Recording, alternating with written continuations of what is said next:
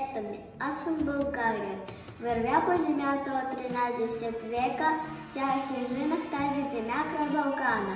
Думите ми са ясни и чисти, като пирински върхове. Песните ми са знаменливи, като рилски рушии. Аз съм житата на Добруджа и дихавите ливади на Родопите.